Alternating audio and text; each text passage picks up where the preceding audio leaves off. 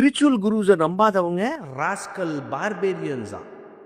சாமிநாதா, பப்ளிக்ல போய் பேசுற, பார்த்து பேச வேணாம் சாமிநாதா. இப்படியா நமக்கு தைரியம் கொடுக்கறது, நமக்கு கை கொடுக்கறது அப்படிங்கறதெல்லாம் குருநாதரால அருள் மட்டும்தான் முடியும், வேற எதுவுமே முடியாது.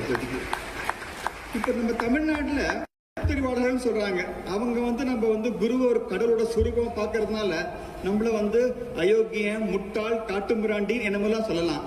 நான் சொல்றேன், அப்படி சொல்றவாதான் அயோக்கியம், முட்டாள், காட்டுமிராண்டி நான் சொல்றேன்.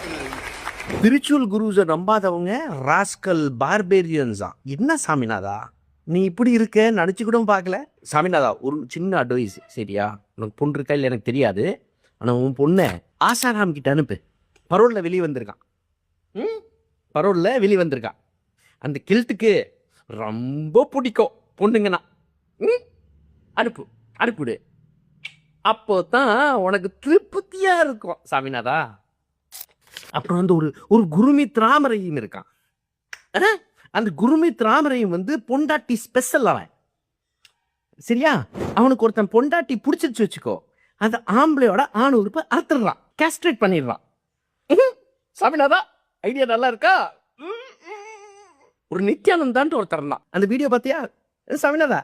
நித்யானந்தா எப்படி படுத்து மல்லாக்கா படுத்து அப்படியே பார்த்தியா சாமிநாதா?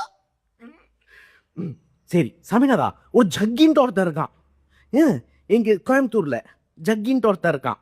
அவன் சூப்பர் டிக்கெட் எல்லாத்தோட. அவன் பொண்டாட்டியே காலங்காலத்தில் எரிச்சு விட்டான். தெரியாதா சாமிநாதா உனக்கு?